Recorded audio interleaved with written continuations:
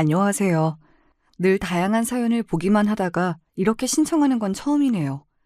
제가 겪었던 일들이 너무 황당해서 이 이야기를 언젠가 한 번쯤은 속 시원하게 털어놓고 싶었습니다. 그래서 오랜 고민 끝에 사연 남겨요. 참 제가 언제 이렇게 나이를 먹었는지 모르겠어요. 오래 살다 보니까 드라마에서만 보던 말도 안 되는 일들도 겪게 되더군요. 제 가족과 저에게 생겨난 일들로 인해 그동안 마음이 정말 찢어지듯 아프고 머리가 복잡했어요. 그리고 늘 제가 너무 부족하게 잘못 살아서 제 딸까지 벌을 받는 건 아닌가도 생각했었지요. 지금부터 제 딸과 저에게 대체 어떤 일이 있었는지 차근차근 말씀드릴게요. 제가 말솜씨가 없지만 최대한 솔직하게 얘기하려고 하니 꼭 잘 들어주셨으면 좋겠습니다. 먼저 저는 어릴 때부터 부모님의 사랑을 제대로 받지 못하고 자랐습니다. 집안 형편이 너무 어려워서 따뜻한 밥 한 끼 먹는 것이 소원이었고 부모님의 애정을 받아보지도 못한 채 가난하고 외롭게 자랐습니다. 제게는 오빠가 한 명 있습니다. 하지만 오빠는 어릴 때부터 문제를 많이 일으켰어요. 동네에서 친구들과 싸움을 일삼았고 점점 크면서는 도둑질까지 하게 되었죠. 오빠의 이런 행동으로 저는 어린 시절이 너무 힘들었어요. 저희 집이 가난해서 오빠도 불만이 많았겠지만 이렇게 정말 커서도 도둑질을 하는 범죄자가 될 줄은 몰랐거든요. 사실 오빠가 어릴 때는 이것도 일탈이겠지 생각하며 현실을 부정했었는데 제가 현실을 직시하게 된 날이 있습니다. 바로 오빠 때문에 부모님이 쓰러지신 날이었죠. 오빠가 동네 가게에서 상습적으로 돈을 훔치다가 현장에서 경찰서에 끌려갔고 이후에도 계속 크고 작은 물건들을 훔치고 폭행을 해 결국 감옥에 가게 되었습니다. 오빠가 감옥에 들어갈 때 부모님은 엄청난 충격을 받으셨고 결국 아버지는 심장마비로 쓰러지시고 말았습니다. 그때부터 저희 집안은 더 어려워졌고 저는 더욱 힘들게 살았죠. 그러다가 중매로 남편을 만나서 결혼하게 되었어요. 남편 월급이 많진 않았지만 반듯하게 일하는 사람이었고 성실하게 일하는 모습을 보며 저도 열심히 살아야겠다고 다짐했습니다. 오빠가 사고를 너무 많이 쳤기 때문에 저는 아들은 낳고 싶지 않았어요. 딸만 낳고 싶다는 늘 생각했었는데 안타깝게도 아들만 셋을 낳게 되었죠. 아들 셋을 키우느라 넉넉한 형편은 아니었지만 딸을 너무 갖고 싶은 마음에 매일 절에 가서 기도를 했고 그렇게 겨우겨우 딸을 얻게 되었습니다. 그렇게 딸을 키우며 힘들어도 행복한 나날을 보내고 있었어요. 하지만 그로부터 1년 후 정말 말도 안 되는 일이 벌어졌습니다. 아직도 그날 남편이 손을 떨며 울면서 저에게 미안하다고 말하는 모습이 잊혀지지 않네요. 정말 미안해. 내가 떠나면 당신 혼자 애들을 어떻게 키워? 갑자기 남편이 백혈병을 진단받았다는 것이었습니다.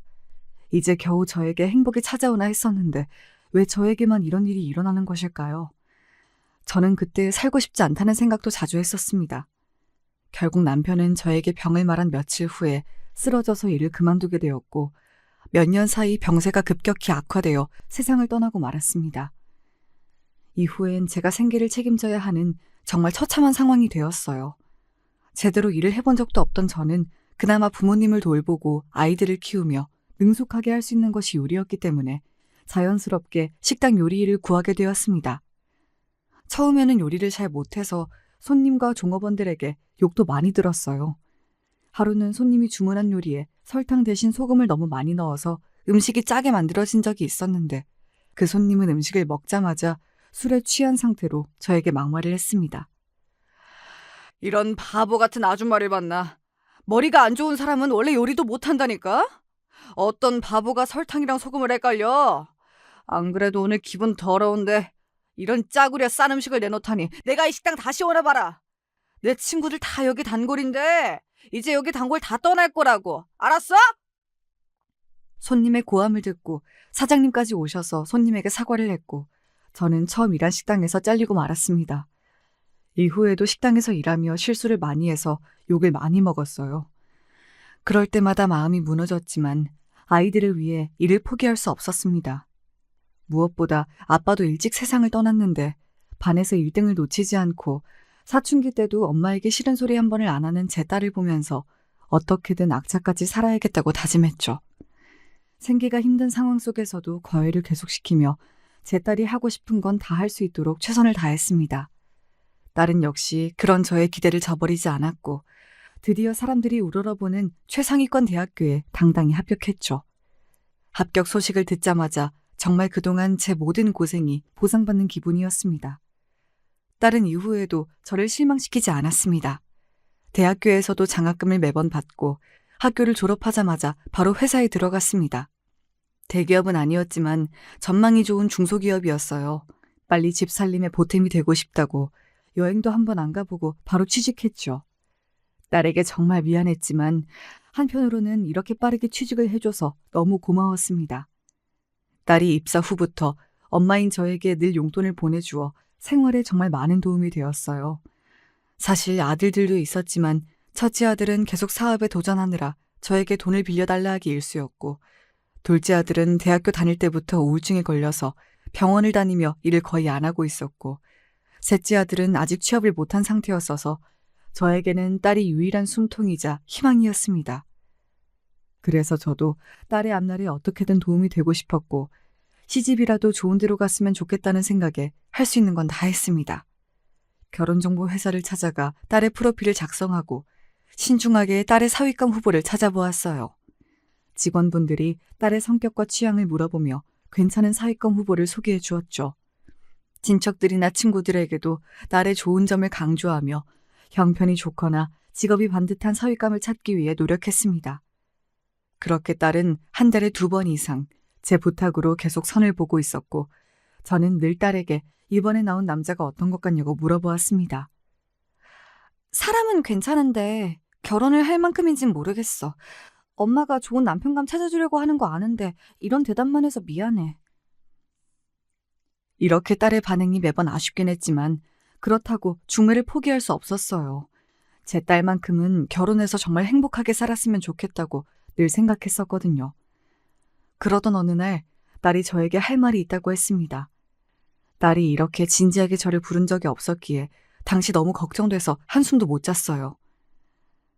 내가 엄마한테 처음으로 미안한 이야기를 해야 할 것 같아. 나 앞으로 선 안 볼래. 선을 왜 안 봐? 혹시 결혼을 안 하고 싶은 거니?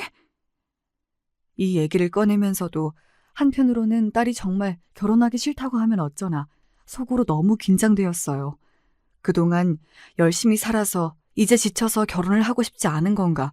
아니면 결혼해서 힘들게 사는 엄마를 보며 결혼 생각을 접은 건가 등 짧은 순간에 너무 많은 생각이 머릿속을 스쳐 지나갔습니다. 다행히 제 딸은 이번에도 저를 실망시키지 않았어요.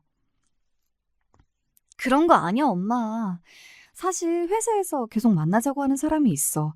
그 사람 진지하게 만나보려고 해. 이 말을 듣자마자 정말 다행이라고 생각했고 드디어 저도 자식을 결혼시키고 손주도 볼 수 있는 건가 하는 기대가 생기더군요. 딸에게 집으로 그 사람을 빨리 데려오라고 했습니다. 그리고 너가 선택한 사람은 무조건 응원한다고 빠르게 결혼하라고도 말했습니다. 제 딸이 늘 똑부러졌던 만큼 결혼도 잘할 거라 생각해서 딸의 선택을 무조건 믿어주기로 했죠. 몇 개월 후 딸이 만나고 있는 미래의 사위감이 집으로 찾아왔습니다.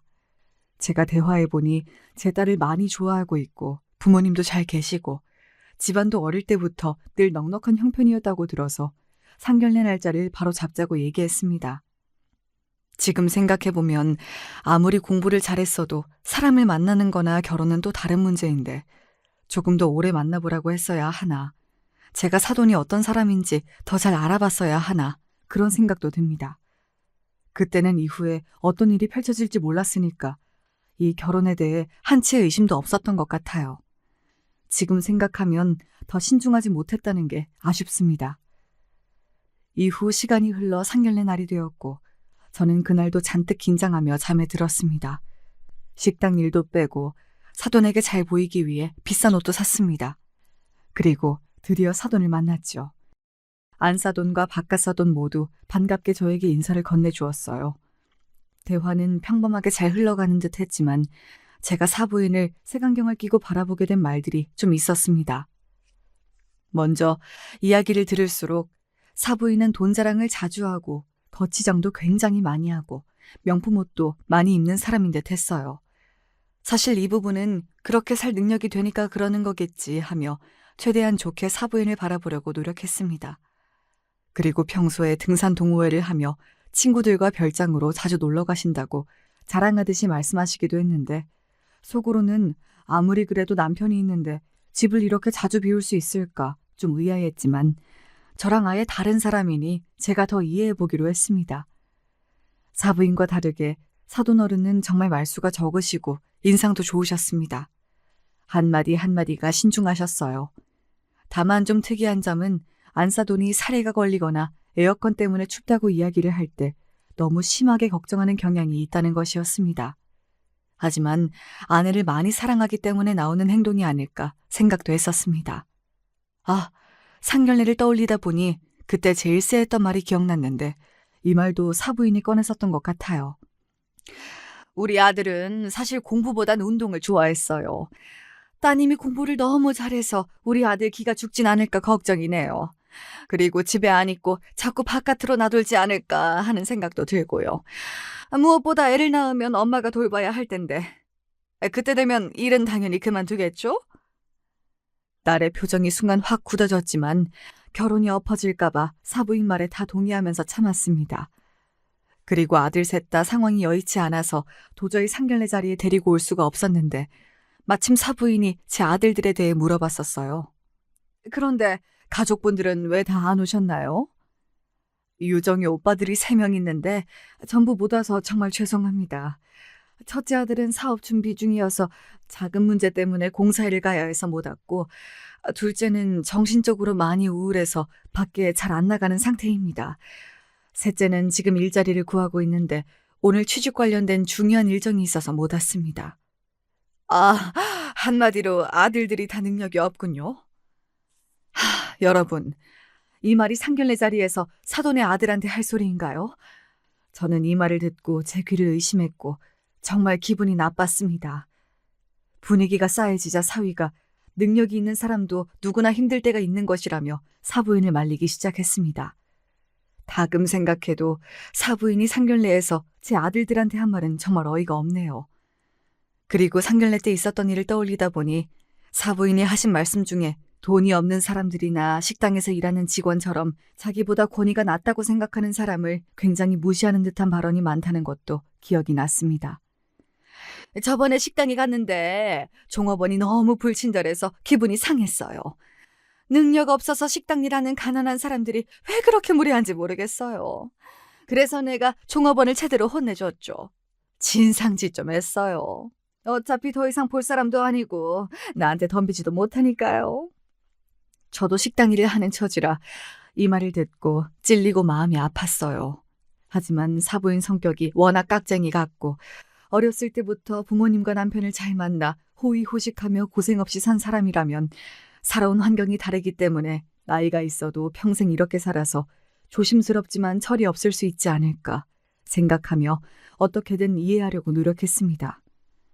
이렇게 제 인생 첫 상견례는 큰 사건 없이 흘러가긴 했지만 가식적인 말이 오가고 약간 쎄한 느낌이 있는 찝찝한 상태로 마무리되었습니다. 이후 나중에 사위가 집에 찾아와서 사부인에 대한 이야기를 해주었어요. 알고 보니 사부인이 10년 전쯤 크게 아프셨고 그 이후로 성격이 변해서 하고 싶은 거 다 하면서 살고 있는 거라고 하네요. 그래서 사돈 어른이랑 사위가 사부인이 집에 잘 안 들어오고 돈 많이 써도 모든 행동을 이해하고 작은 행동 하나하나에도 걱정하면서 맞춰주는 거라고 했습니다. 그제서야 사돈 어른이 왜 그렇게 상견례 때 작은 걸로도 호들갑을 떨었는지 이해가 갔고 저도 사부인의 행동을 너그러운 마음으로 이해해 주어야겠다고 다짐했습니다. 딸의 결혼식 준비도 순탄하게 잘 진행되었고 이후 딸은 아이를 낳았습니다.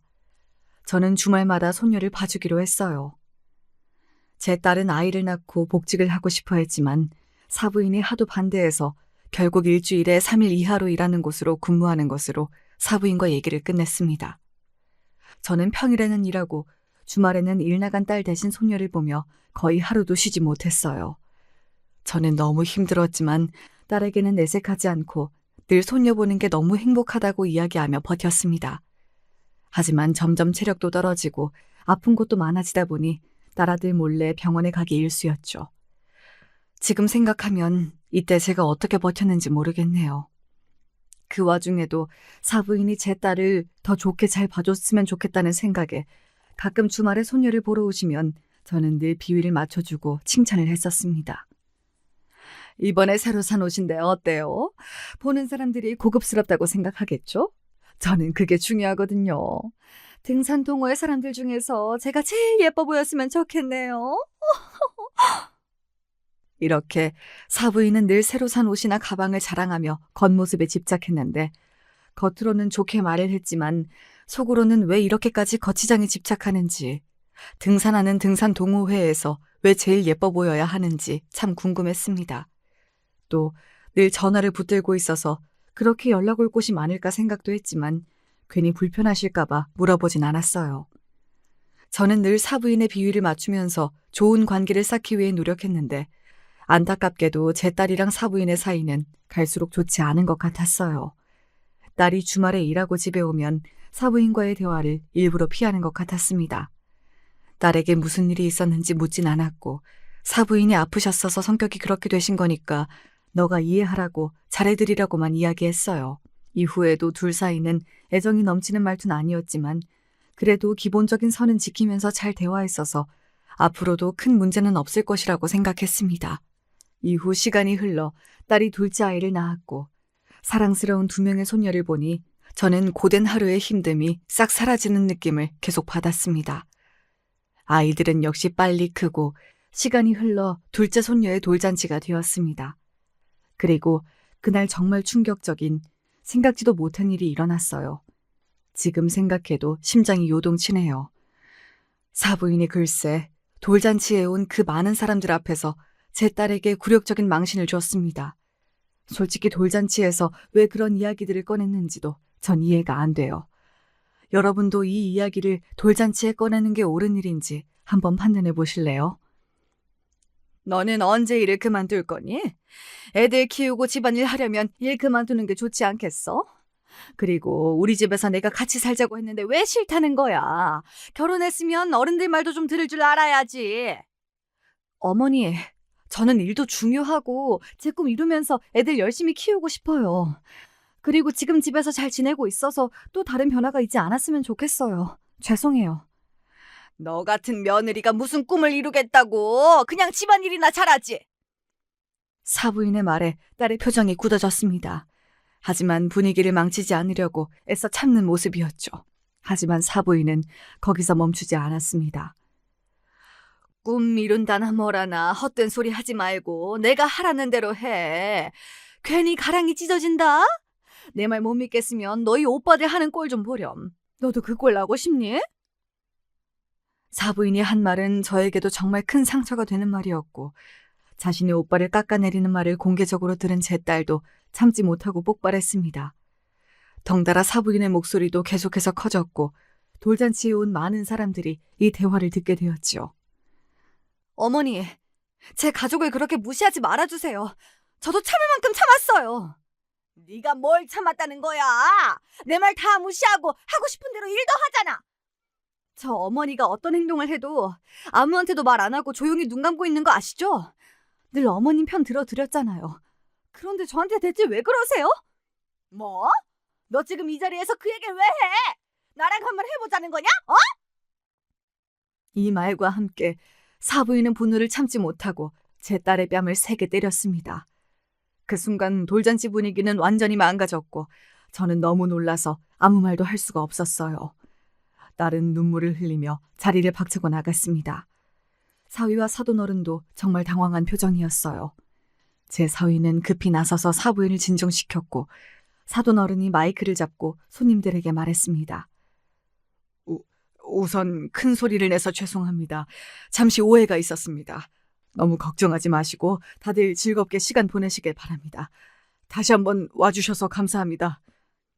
그러나 그 말로도 상황은 진정되지 않았고 이미 돌잔치는 엉망이 되어버렸습니다. 딸이 자리를 박차고 나간 후 저도 따라 나갔습니다. 딸은 그 사건 이후로 사부인과의 관계를 끊고 싶어 했고 저에게 이혼까지도 고민 중이라고 하였습니다. 사실 딸이 뺨을 맞았을 때 큰 소리도 내지 못한 제 자신이 정말 미웠어요. 또 계속 사부인과 마주치다 보면 정말 스트레스를 많이 받겠다 생각도 했지만 그래도 이혼을 하면 사람들에게 결혼에 실패한 이혼녀 취급을 받게 될 것이라고 생각이 들어 이혼을 끝까지 말렸습니다. 딸은 제 이야기를 듣고 괴로워하면서도 이혼을 최대한 안 하는 방향으로 잘 생각해 보겠다고 했습니다. 그날 후로 오랫동안 저는 깊은 자책감에 빠졌습니다.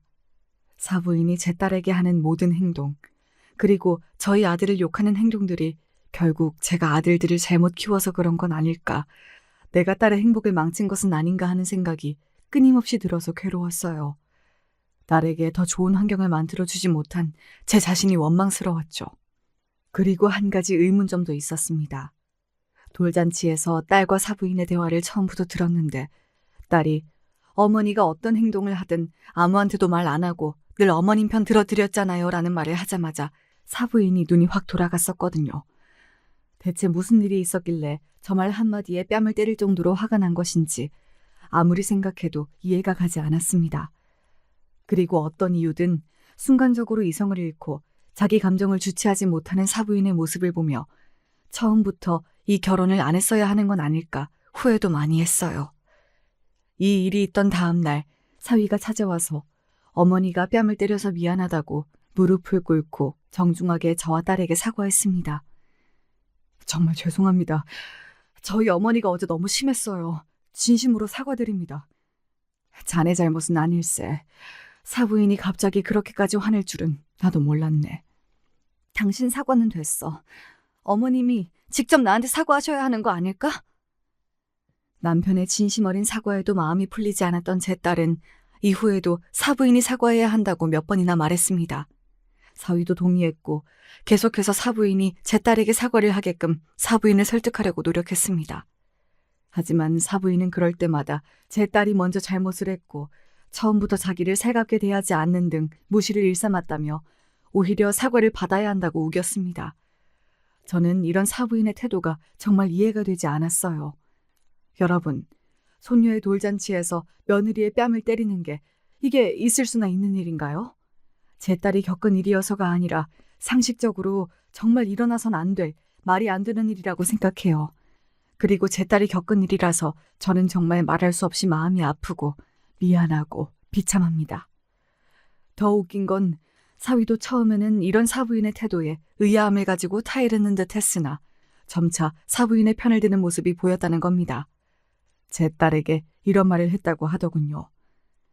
그래도 우리 엄마가 그렇게 화낸 건 다 이유가 있지 않을까? 얼마나 쌓인 게 많으셨으면.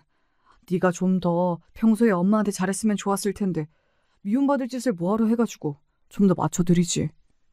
사위의 말을 들은 제 딸은 큰 배신감을 느꼈고 결국 마지막엔 고민 없이 이혼을 결심하게 되었습니다. 엄마, 저 더는 못 참겠어요. 정말 죄송해요. 이혼하겠습니다. 딸이 왜 이런 결정을 할 수밖에 없었는지 모든 과정을 지켜봤기에 그 결정을 지지하면서도 한편으로는 딸이 나중에 후회하지 않을까 생각도 들었습니다. 이혼을 하게 되면 아이들도 남편 없이 키워야 하는데 제가 남편의 빈자리를 너무 잘 알기 때문에 더 안타까웠던 것 같아요. 그런데 사부인은 제 딸과 생각이 달랐나 봅니다. 이혼을 못하게 막았다네요. 나중에 사위한테 들었는데 사부인이 동호회 사람들이나 친척한테 아들이 이혼했다고 얘기할 수 없어서 이혼은 절대 안 된다고 말했다네요. 참, 이 상황에서도 자식 걱정보다는 사람들에게 보여지는 자신의 체면밖에 생각을 안 한다니 정말 위선적인 사람이라고 느꼈습니다. 이렇게 사부인이 끝까지 사과는 안 하면서 이혼은 안 된다고 난리를 친 탓에 결국 소송까지 가게 되었습니다. 사부인은 절대 양육권 싸움에서 지면 안 된다고 자신의 아들에게 신신당부를 했고 말도 안 되는 일을 꾸민 탓에 어린 손녀들까지 이 과정에서 큰 상처를 입게 되었습니다. 사실 제가 옆에서 지켜봤을 때 제 딸은 자기가 낳은 딸들을 정말 사랑하는 좋은 엄마였습니다. 저는 당연히 아이들이 엄마랑 살고 싶어 한다고 생각했어요. 하지만 아이의 입에서 나온 말은 충격적이었습니다. 할머니, 나 아빠랑 살고 싶어요. 엄마랑 있으면 힘들어요. 딸이 얼마나 아이들을 사랑하는지 알기에 가슴이 철렁했고 대체 어떤 일이 있었길래 엄마랑 있으면 힘들다는 말을 하는지 할머니로서 죄책감이 느껴졌습니다. 딸은 자신이 주말에 일하느라 같이 놀러도 자주 못 가고 평소에도 늘 집안일이랑 일을 하다 보니 아이들과 충분히 시간을 보내지 못해서 이런 일이 생겼다고 자책하며 눈물을 흘렸습니다. 결국 제 딸은 첫째 아이를 아빠한테 보냈고 아직 어린 둘째 아이만 키우기로 했습니다. 이 일로 딸은 정신과 상담을 받으며 약을 먹게 되었어요. 저는 표정이 이렇게 어둡고 삶의 의욕이 없는 딸의 모습을 처음 봤습니다. 그렇게 하고 싶어 하던 일도 그만두고 집에만 있더라고요. 그런 딸의 모습을 보며 정말 마음이 아픈 걸 넘어서 심장이 쪼여 들어가는 기분이었습니다. 늘 속썩이는 일 없이 잘 달려왔던 제 딸이 이렇게 이혼하고 무너지는 모습을 지켜보는 건 정말 제가 아픈 것보다 훨씬 힘들었어요.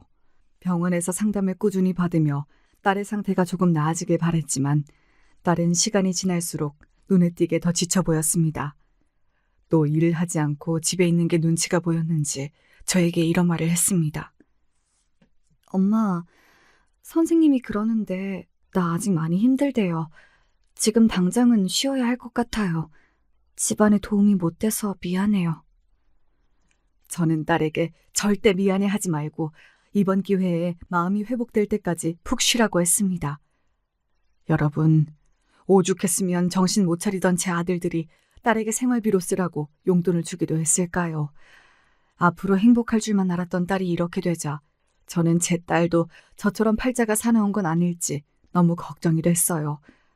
또 제가 딸의 행복을 지켜주지 못했다는 생각이 들어 매일 미안함의 눈물을 흘렸습니다. 정말 다행히도 2달 정도 지나자 딸이 병원을 끊고 다시 일을 하며 일상생활을 찾게 되었습니다. 그리고 그때쯤 너무 사랑스러운 손녀의 입에서 충격적인 사실을 듣게 되었지요. 지금 생각해도 정말 어이가 없어요. 알고 보니 사부인이 아이의 유치원에 찾아가서 엄마에 대한 욕을 한 것입니다. 엄마는 너랑 노는 게 즐겁지 않고 힘들어서 일하러 간 거야. 할머니랑 아빠는 예빈이랑 노는 거 제일 좋아해. 봐봐, 할머니는 이렇게 일도 안 하고 예빈이 데리러 오잖아. 이런 식으로 은근히 아이가 아빠와 살도록 조종한 것이었습니다. 아이는 그 말을 믿고 점점 엄마를 미워하게 되었고 결국 엄마와 살기 싫다는 말을 저에게 하게 된 것이었습니다. 이 사실을 알자마자 저는 바로 딸에게 이야기해 주었습니다. 놀라지 말고 들으렴. 사부인이 유치원에 몰래 가서 너에 대한 험담을 예빈이한테 했대. 예빈이랑 노는 게 싫어서 너가 주말마다 일을 열심히 나가는 거라고. 그 거짓말 때문에 예빈이가 그 말을 믿고 아빠랑 살고 싶다고 말했나 보더라. 네? 진짜 너무하시네요. 어떻게 어린아이에게 그런 말을 할 수가 있죠? 당장 예빈이를 데려와야겠어요. 딸은 아이가 받을 상처를 생각하지 않는 사부인에게 정말 실망했다며 이 일을 그냥 넘어가지 않을 것이라고 했습니다. 그리고 아이에게 진실을 이야기해 주었습니다. 예빈아, 엄마가 너랑 자주 놀아주지 못해서 미안해. 그런데 엄마는 너를 정말 사랑해. 엄마는 예빈이랑 놀 때가 가장 행복하고 즐거워. 앞으로 엄마가 더 많이 표현하고 좋은 곳 많이 데려갈게. 아이는 처음에는 딸의 말을 안 믿기도 했고 의아해했지만 이후에 모녀가 재밌는 시간을 많이 보내면서 다시 마음을 여는 듯 했습니다. 저는 사위에게 전화를 걸어 이 사실을 이야기했습니다. 사부인이 예빈이를 따로 만나서 엄마가 예빈이를 싫어해서 주말에 일을 하는 것이라고 말했다는데 알고 있었나?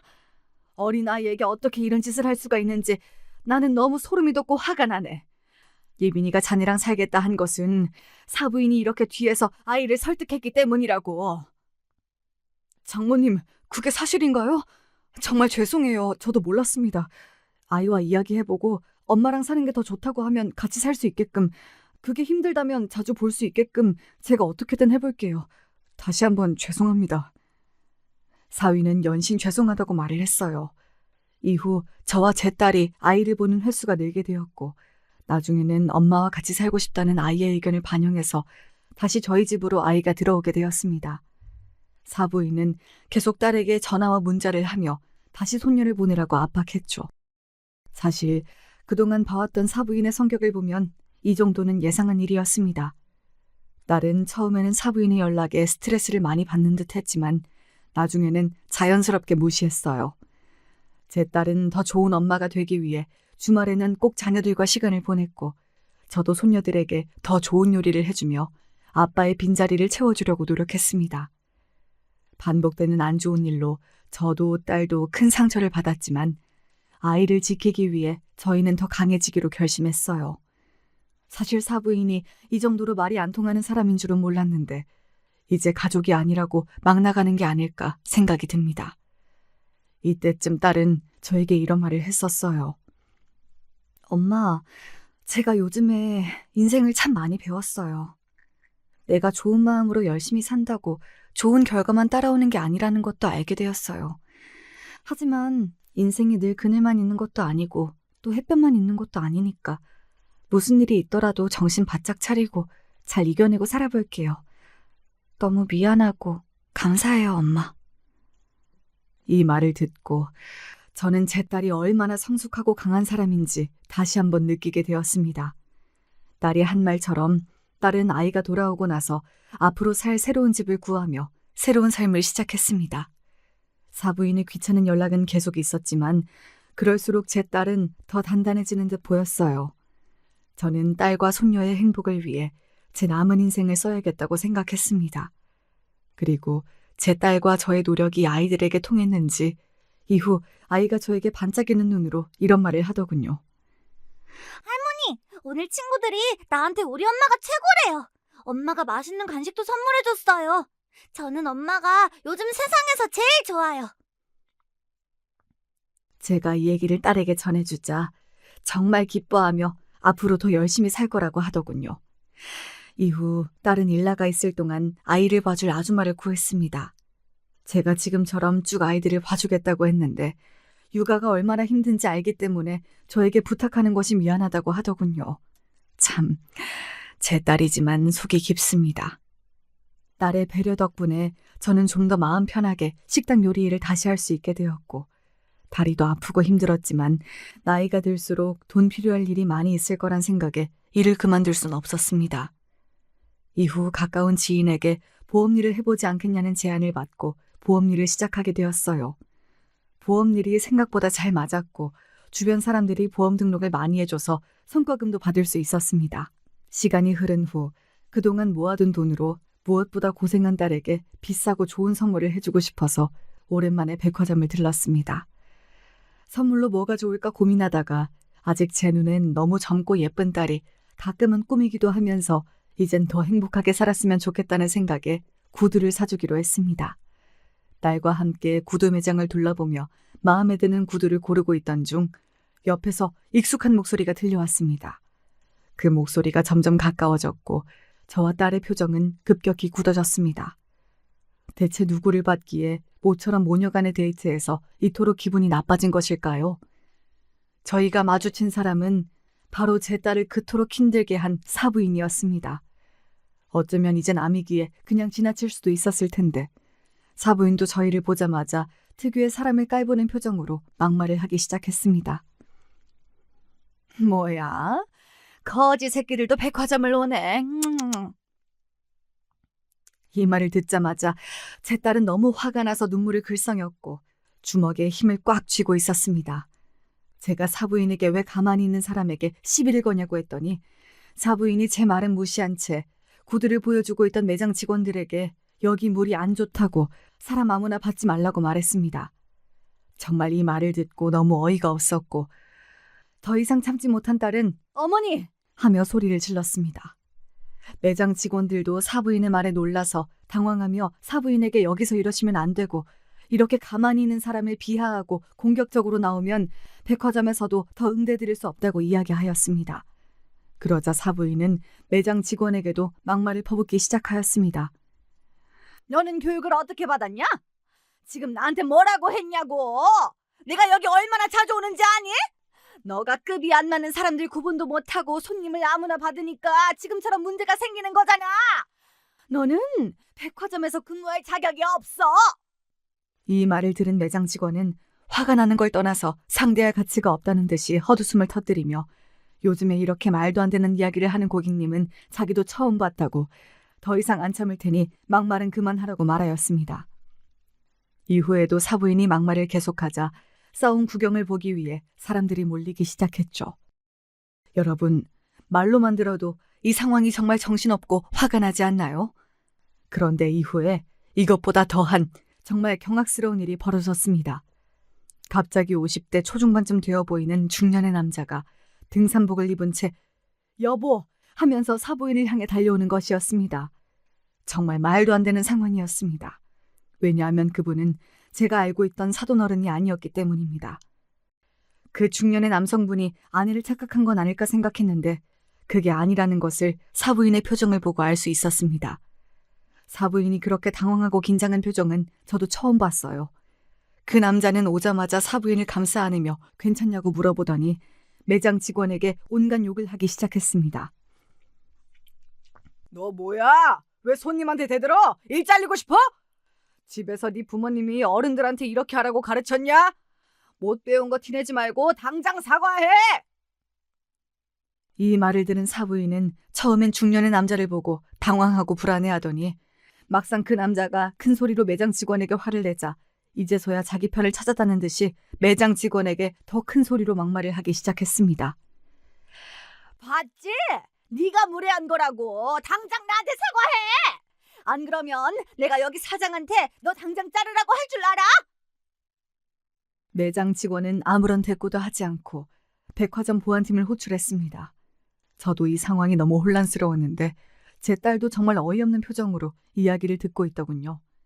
사부인과 중년의 남자가 막말을 끝내자마자 딸은 중년의 남자에게 참아왔던 말을 하였습니다. 죄송한데 누구세요? 제가 전 며느리였는데 저희 시아버님 아니시잖아요. 두 분 대체 무슨 사이시냐고요.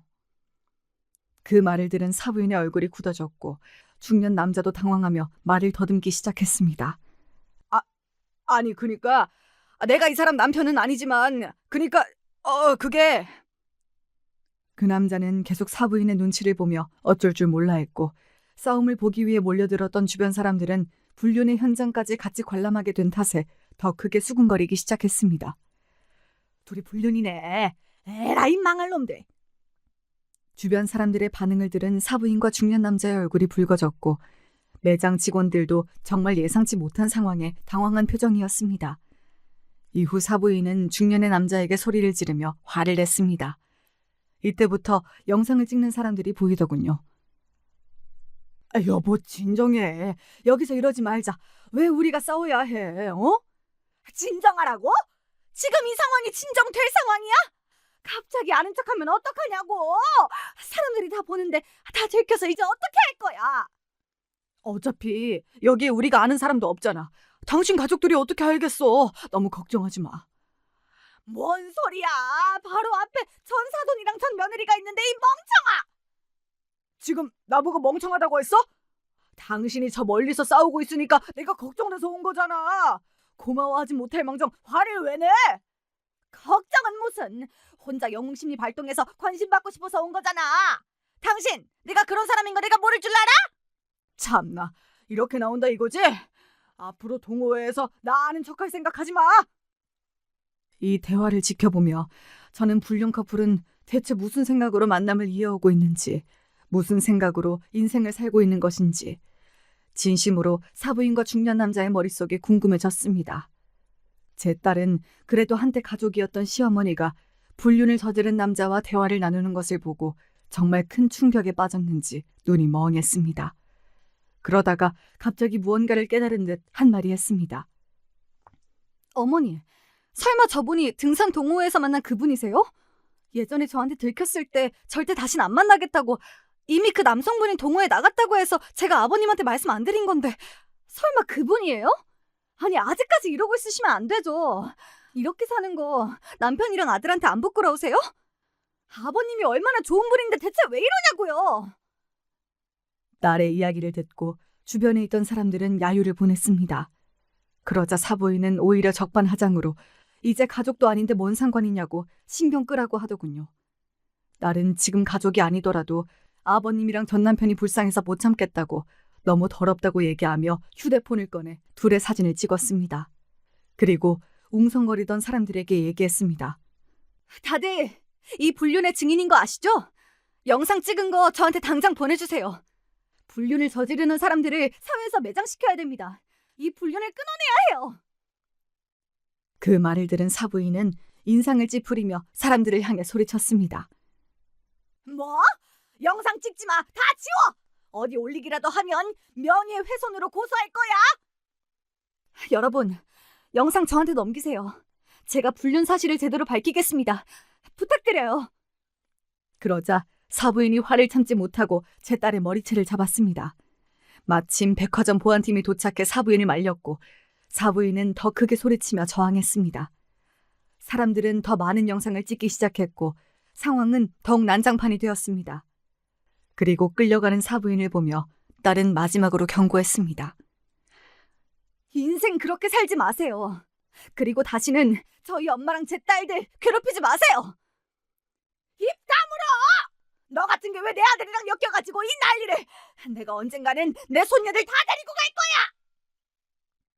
그 말을 듣는 순간 저는 정말 사부인이 또다시 일을 저지르지 않을까 긴장하며 가슴이 철렁 내려앉았습니다. 하지만 제 딸은 강한 눈빛으로 사부인을 응시하며 말했습니다. 절대 그런 일 없을 거예요. 이젠 제 가족들 제가 지킬 거니까요. 사부인은 이 말을 듣고 더 악을 쓰고 소리를 질렀고 그 장면을 보는 저는 너무나 충격적이었지만 동시에 딸의 강인함에 감동했습니다. 결국 구두는 사지 않았고 놀란 심장을 부여잡고 집으로 오게 되었습니다. 여러분, 이 장면을 실제로 봤다면 기분이 어떠셨을 것 같나요? 저는 정말 드라마에서 일어나는 일을 눈앞에서 실제로 본 느낌이었어요. 제 딸은 이제 사부인의 말도 안 되는 행동에 조금은 적응이 됐는지 정신을 붙잡고 끝까지 사람들에게 영상을 받아갔습니다. 이후 집에 와서 사부인의 불륜을 말해야 할지 말지 굉장히 고민하고 있는 눈치였어요. 저는 딸에게 언제부터 이 사실을 알고 있었냐고 물었습니다. 사실 돌잔치에서 어머님이 막말하기 전부터 알고 있었어요. 제가 어머님의 불륜 사실을 알고 있어서 저를 더 싫어했던 것 같아요. 그때부터 이혼해서 제가 나가길 바랬던 건 아닐까 싶기도 해요. 이 이야기를 듣고 사람 대 사람으로 사부인에게 소름이 돋았습니다. 그리고 제 딸은 오래 고민하다가 이 영상을 사돈 어른에게 보냈습니다. 사실 사위랑 소송까지 하면서 안 좋게 이혼하긴 했지만 사위도 사돈 어른을 닮아서 가정적이고 좋은 남편이었다고 딸에게 늘 들었어요. 아마 그래서 제 딸도 이 사실을 더 이상 숨길 수 없다고 판단했던 것 같아요. 딸은 엄마 때문에 아내랑 이혼하게 된 사위랑 아내가 바람 피우는 줄도 모르는 사돈 어른 둘 모두 불쌍하다고 생각하고 있는 것 같았습니다. 제가 너무 궁금해서 후기를 딸한테 물어봤는데 딸이 사돈 어른께 개인톡으로 백화점에서 있었던 영상을 보내자마자 한바탕 사돈집이 난리가 났다고 합니다. 사돈 어른이 처음으로 정말 크게 화를 냈고 사부인이 사돈 어른에게 싹싹 빌고 가지 말라고 붙잡았지만 대꾸도 없이 그 상태로 집을 나가버렸다고 하네요. 하긴 아무리 착하고 좋은 사람이라도 배우자의 바람을 용서할 순 없을 거예요. 근데 정말 어이가 없는 건 이후 사부인이 저에게 연락이 왔다는 거예요. 어차피 이제는 가족도 아니고 제 딸을 힘들게 한 장본인이기에 이번에는 저도 참지 않았습니다. 당신 딸을 어떻게 키운 거야? 걔가 멀쩡한 가정의 평화를 깼다고! 제발 정신 좀 차리세요. 사돈 어른이 불쌍하지도 않으세요? 그나마 곁에 남은 아들마저 정 떨어지게 만들고 싶은 거 아니면 지금이라도 인생 제대로 사세요. 뭐? 지금 말 다 했어? 제가 한 번도 사돈한테 이렇게 속에 있는 이야기를 해본 적이 없기에 큰 충격을 받은 모양이었습니다. 어차피 더 이상 전화할 일도 없어서 내친 김에 한마디 더 했습니다. 그리고 돈 좀 있다고 사람 무시하지 마세요.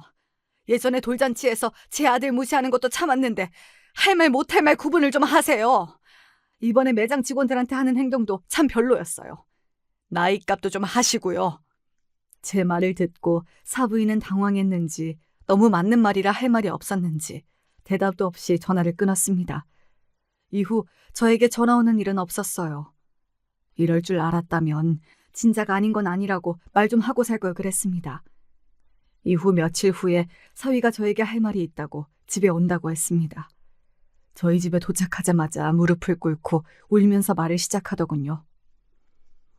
장모님, 정말 죄송합니다. 이번 일이 있기 전까지 제가 저희 어머니를 너무 믿었어요. 지금이라도 딸들 키우면서 다시 잘 살고 싶어요. 재결합하게 해주세요. 저 이혼하고 너무 후회했습니다. 울부짖는 사위의 모습을 보며 마음이 참 아팠습니다. 하지만 제가 결정할 일은 아니라고 생각해 어떤 선택이든 존중할 테니 제 딸과 대화하라고 하였습니다.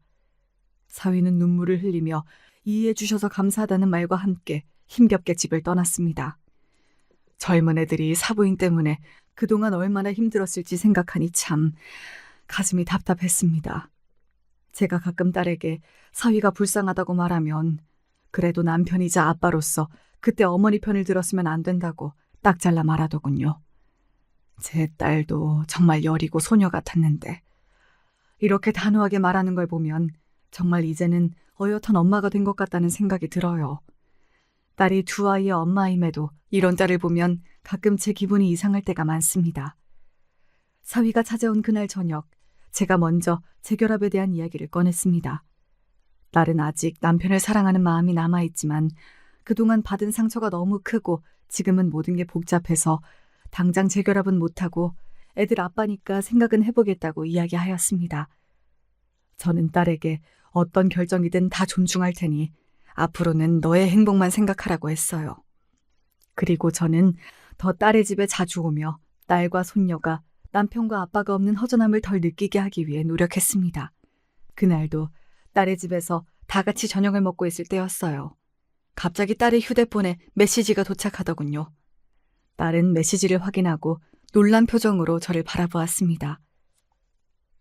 엄마, 어머님 소식을 등산동호회 회장님이 보내주셨어요. 어머님이 그 백화점에서 본 등산복 입은 남성분한테 차이고 동호회에서도 쫓겨났대요. 뭐라고? 그게 진짜야? 딸은 전달받은 메시지 내용을 저에게 보여주었습니다. 등산 동호회 회장님이 딸에게 보낸 메시지였는데 사부인이 등산 동호회에서 쫓겨난 이유와 불륜남과의 관계에 대한 이야기가 적혀 있었습니다. 메시지 내용은 대략 이러했습니다. 안녕하세요. 혹시 이 소식을 들으셨나요? 전 시어머니 분이 우리 동호회에서 쫓겨났어요. 다른 회원님과의 불륜 관계가 들켜 모두가 배신감을 느꼈고 저희 앞에서 남자 회원님한테 차이고 다른 회원분들이 동호회에서 나가줬으면 좋겠다고 말해 눈물을 흘리면서 떠나셨습니다.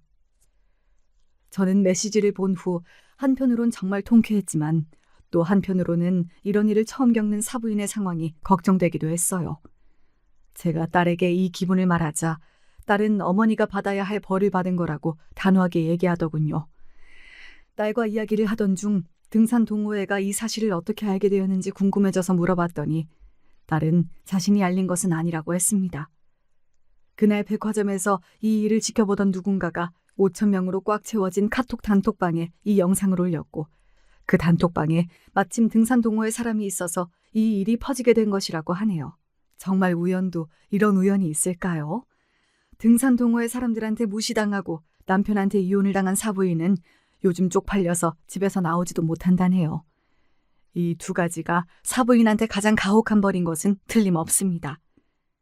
이 모든 소식을 들은 딸은 마음이 훨씬 편안해진 것처럼 보였습니다.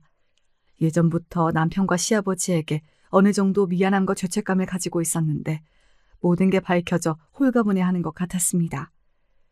이후로 저와 딸은 더 이상 사부인과 엮이는 일 없이 잘 살고 있습니다. 그리고 아직까지 딸은 재결합을 하지 않았어요.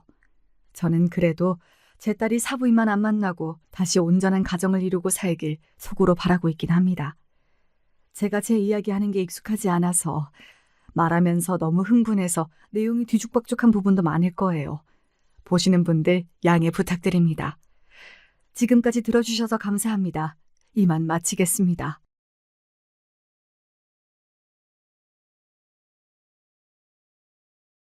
안녕하세요. 제가 유튜브에서 가장 많은 시간을 할애하는 것이 바로 삿바 채널을 경청하기인 것 같습니다. 다른 분들이 어찌 살아오셨는지 삿바 채널을 통해서 아주 편하고 즐겁게 접할 수 있어서 이토록 기술이 좋아진 세상에 감사한 마음도 든답니다. 그다지 멀지 않은 미래에 세상이 이토록 바뀔 것이라곤 어렸을 적에 상상도 못했던 듯 싶어요. 왜냐면 전 촌놈이었거든요. 따라서 저의 오랜 지기들도 다 함께 촌놈들이었습니다. 다들 엇비슷하게 살았던지라 동네에서 너나 할 것 없이 다 친하게 지냈던 시절이었어요. 코올리게 어린 시절은 특히나요. 그랬었는데 어쩌다 보니 성격이라든지 노는 방식이라든지 이런 게 가장 비슷한 셋이서만 똘똘 뭉치는 것으로 변해갔습니다. 나름 삼총사였네요. 거의 1년여를 삼총사끼리만 쏘다녔는데 구조의 변화가 일어났던 건 저희가 초등학교 5학년 때였습니다. 아, 사실은 국민학교로 불리던 시기였죠.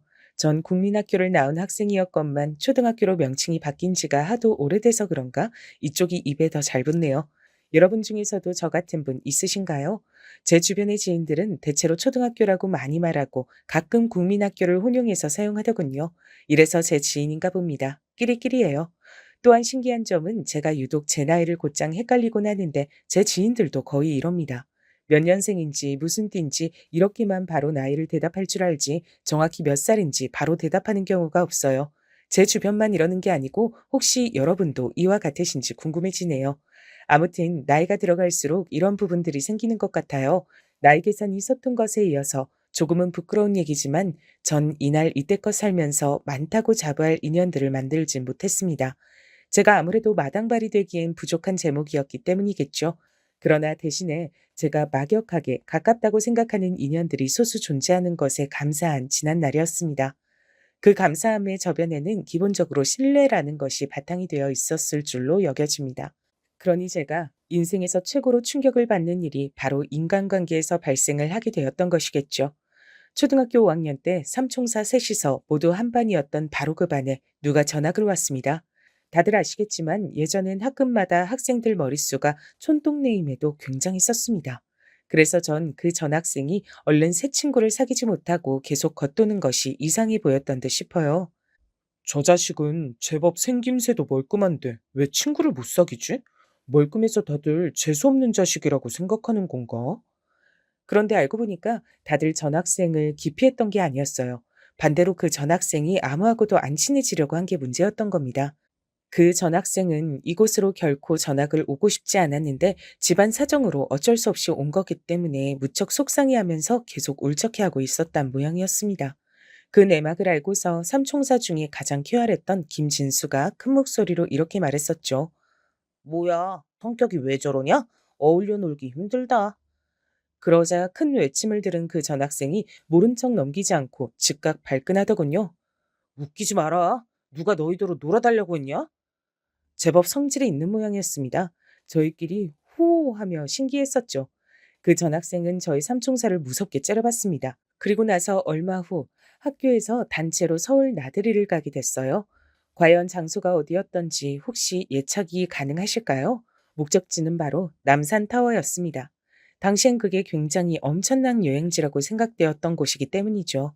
촌동네에서 거길 가게 됐는데 여러분 모두 아시겠지만 우리나라 고속도로 같은 게 나날이 발전한 거지 원래부터 삐까뻔쩍하고 길이 여러 방면으로 잘 나 있고 그러지 않았습니다. 그런데 당시의 일정이 무려 당일치기였던 거예요. 지금 생각하면 웃길 따름입니다. 그래서 집합을 아침 새벽에 했었죠. 동네 어귀에서 꼬꼬대 꼬꼬꼬 하면서 닭이 우는 소리가 날 때 이미 저는 일어나 있었습니다. 그건 집집마다 다른 녀석들도 마찬가지였다고 하더라고요. 서울까지 간다는 것에 모두가 설레서 잠을 설쳤던 겁니다. 지금과는 다른 순수함이 있었던 시절이었던 것 같아요. 저마다 도시락을 꼭 싸들고서 집합한 뒤 버스를 탔죠. 근데 제 눈에 전학생이 어쩔 줄 모르는 듯한 모습이 보인 겁니다. 버스를 타면 당연히 짝이 필요하잖아요. 둘씩 앉으니까요. 전 일단 삼총사 중에 2명이 같이 앉도록 제가 양보를 해서 혼자 자리한 상황이었습니다. 갈피를 잃은 전학생의 눈동자를 확인하고 저도 모르게 손을 흔들었죠. 야, 너 이쪽으로 얼른 와서 앉아. 우리 오늘 다 같이 다니자. 뭐? 싫어. 난 너희하고는 안 어울리기로 결심했어. 사람이 선심을 썼건만 대뜸 거절을 하더군요. 당황한 제가 이유를 물었더니 일전에 저희 삼총사가 본인을 놀린 것이 두고두고 분했다 그랬습니다. 제 뒤편에 앉은 진수가 콧웃음을 쳤죠. 저 자식 크게 삐졌나 봐. 또 놀림을 받자 그 전학생의 얼굴이 일그러졌는데 공교롭게도 그 순간 선생님께서 버스에 오르시며 눈을 부릅뜨셨습니다. 아직도 자리에 안 앉고 있는 놈은 대체 뭐하냐면서 그 전학생의 머리통을 후려치셨어요. 잔말 말고 군말하는 녀석 있다면 나에게서 몽둥이 찜질을 받고 싶은 것으로 알겠다. 순식간에 눈앞에 별이 보인 전학생은 해롱해롱해져선 제 옆자리에 앉았습니다. 불만이 가득한지 혼자서 한참을 투덜거리길래 제가 넉살 좋게 먼저 인사를 건네줬죠. 삐진 거 있어도 풀어. 잘 지내보자. 잘 안 지내면 어차피 너만 손해야. 그러자 정말 의외로 그 전학생의 표정이 누그러지는 게 보이더군요. 그래, 알았어. 전 그렇게 말한다면 어쩔 수 없지. 잘 지내줄게. 너 김태용이지? 아니, 권태용이거든? 누구 맘대로 날 김씨로 만드는 거야? 김씨는 우리 뒷자리 두 놈들이 김씨고. 아, 넌 최씨지? 최인철, 우리 오늘부터 친구 된 거다. 뭐? 최인철이 아니라 최민철이거든? 너야말로 누구 맘대로 내 이름 바꿔 부르는 거야? 우리 할아버지가 열흘 밤낮을 고민해서 지어주신 게 내 이름이야. 그래? 나는 우리 할아버지뿐만 아니라 할머니도 같이 머리 맞대고 한 달 내내 고민해서 내 이름 지어주셨는데 권태용이 그렇게 해서 나온 엄청난 이름이야. 제가 씩씩하게 말을 받았고 당연히 농담이었습니다. 그러자 그 전학생, 아니 최민철이 정말 어처구니가 없단 표정을 지었던 모습이 유달리 선명하게 기억나네요. 입이 풀려서 이런저런 대화를 하며 갔습니다. 유쾌한 길이 됐다고 생각했지만 다른 학급의 친구들을 태우고 앞에서 먼저 가던 버스가 사고가 나고 말았어요. 갑자기 끼어든 승용차와 박았다고 했던 것으로 기억나네요. 다행히 인명사고는 없었고 가벼운 접촉사고였는데 문제는 그 사고 현장을 미처 보지 못하고 달려온 다른 차가 사고를 일으키는 비극이 벌어졌던 겁니다. 도로가 아주 꽉 막혀버렸어요. 한참을 오도 가도 못했고 화장실 가고 싶다며 얼굴이 노래진 친구들도 덜어 생겨났었죠. 난장판이었습니다. 그때는 버스 안에서 환장하는 줄 알았는데 지나고 나니까 전부 추억이란 이름하에 놓인다는 것이 신기할 따름이네요. 일정보다 3시간 이상이나 늦게 남산타워에 도착하게 됐고 신기해하고 좋아할 여유도 없었죠. 당시에 학생들에게 전부 모자를 쓰고 오라고 했었더랬죠. 학생들을 쉽게 구분하고 쉽게 찾을 수 있도록, 되도록이면 밝은 색으로 말입니다. 남산타워에 기대가 무척 컸던 어떤 친구 한 명이 자기 모자로 눈물진 얼굴을 벅벅 닦던 모습이 생각나네요. 그 친구는 버스 안에서 오줌을 살짝 지리기도 했던 바였어요. 선생님께선 지금 당장 모여 앉아서 도시락 먹으라고 지시하셨고 모두가 허겁지겁 먹어댔죠. 최민철의 도시락이 가장 그럴싸했습니다. 단박에 눈길이 가더군요. 그런데 최민철이 선뜻 이런 말을 해서 절 놀라게 만들었어요. 야, 서로 바꿔 먹고 나눠 먹고 그렇게 하자. 어때? 당연히 거절할 이유가 없었죠. 삼총사가 신이 나서 최민철의 도시락을 빼앗아 먹었어요. 잠시 후 최민철은 자기 주머니에서 뭔가를 부스럭거리더니 모자로 눈물을 닦던 친구에게 슬쩍 다가가서 그걸 건네고 돌아왔습니다. 뭐였냐 물어보니까 먹을 것이었다고 하더군요. 원래 최민철 이 전학생 자식 좀 봐라. 굉장히 좋은 자식이었잖아. 그날 저를 포함한 삼총사가 동시에 그렇게 생각했어요. 이튿날부터 저희는 삼총사가 아니라 사총사가 됐습니다. 그리고 기존의 삼총사 녀석들에겐 비밀이었으나 저는 최민철, 이 녀석이 금세 가장 좋아졌습니다. 왜냐하면 매번 안 그런 척 툴툴대면서도 남을 배려하는 모습이 인상 깊었기 때문입니다. 그리고 사람은 누구나 인정받고 싶은 욕구가 기본적으로 있다고 하던가요? 최민철도 그랬었나 봅니다. 아닌 척하면서 배려를 발휘하면 최민철의 모습은 성격 나쁜 놈들의 눈엔 하는 짓이 재수없다 이렇게 보일 만도 했거든요. 그럴 때마다 제가 그런 놈들에게 한결같이 너나 잘해라 대꾸해 주었습니다. 싸움의 공식 중에서 선빵을 치면 필승이다 라는 말도 있지 않습니까? 제가 기세 좋게 확 대꾸하면 상대가 흠칫해서 금세 꼬리를 말곤 했습니다. 그런 저를 최민철은 신기해했고 고마워했으며 자기 자신을 알아주는 저를 점차 편하게 생각하기 시작했죠. 어느 날은 최민철이 처음 전화 갔을 때의 감상 같은 걸 제가 들려주었고 반대로 최민철은 그때의 자기 기분을 얘기해 줬습니다. 그리고 그날 저희 두 사람은 최고 절친이 됐죠. 사총사 안에서도 가장 서로가 잘 통하는 사이가 된 것이었어요. 처음엔 이렇게 잘 통하는 친구 사이가 될 줄 몰랐던지라 의외면서 신기했습니다. 최민철과 노는 것이 특별히 즐거웠던 것도 아니에요. 그 녀석은 대체로 좀 섬세하고 조용조용한 면이 강했거든요. 전 그렇지 않았고요. 노는 것에 잘 통하긴 어려웠습니다.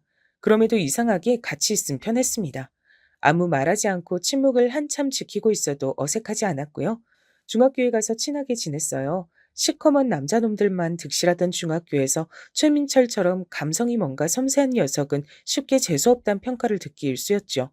그럴 때면 제가 나서서 도와줬습니다. 네 덕분에 내가 심하게 처맞는 일 없이 지금까지 버틴 것 같다, 야. 진심으로 고맙다. 새삼, 무슨 그런 낯간지러운 소리를 다 하냐? 내 생일이라고 특별히 이상한 소리를 해주는 거야? 중학교 3학년 때 제 생일날 최민철이 선물을 건네주며 그런 소리를 했었어요. 선물은 바로 모자였습니다. 아주 폼나는 모자였어요. 비싼 거였거든요. 너무 좋아서 바로 모자를 써봤고 그날 찍은 사진 속에서 전 모자 아래로 드러난 인매로 진한 호선을 그리고 있었습니다. 많이 기뻤거든요. 초반부터 눈치를 챈 바였으나 최민철은 집안 형편이 꽤 괜찮았습니다. 그걸 가지고 자랑질을 하거나 유세를 떠는 녀석은 아니었죠. 그래서 전 최민철이 더욱 마음에 들었어요. 그런 저를 최민철은 꿰뚫고 있었기 때문에 고등학교 때부턴 학교가 갈라졌지만 서로를 생각하는 우정만큼은 여전했답니다. 최민철은 고등학교에 진학하면서 이사를 갔어요. 때문에 거리가 멀어질 수밖에 없었죠. 저에게 3번 편지를 보냈고 전 2번 답장을 보냈습니다. 낯간지러워서 처음엔 답장을 안 했더니 그 다음에 저에게 화를 내는 내용을 보내서 제가 그때부턴 답장을 보냈던 것이었습니다. 당시에는 사실 맞춤법에 큰 자신이 없어서 편지를 냉큼 쓰지 못했다는 사실은 영영 비밀이었지만요. 전 대학 대신에 직장을 다녔으며 최민철은 대학에 갔습니다. 각자 군대를 다녀온 이후부터 종종 만나서 술자리를 가졌던 듯 싶어요. 사총사가 회동할 때면 다리 기울도록 시간이 가는 줄 모르고 술잔을 부딪혔습니다. 어른이 된 최민철은 여전했어요. 미묘하게 어딘가 섬세한 구석이 있는 녀석이었습니다. 결코 자주 만나지 않는 사이였음에도 가끔 보는 게 전혀 어색하지 않았고 편안했죠.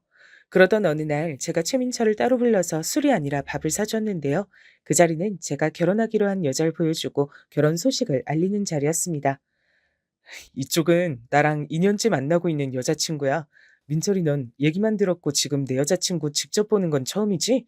올가을에 결혼하기로 했어. 아, 반갑습니다. 얘기 많이 들었어요. 전 태용이하고 초등학교, 중학교 같이 나온 친구 최민철이라고 합니다.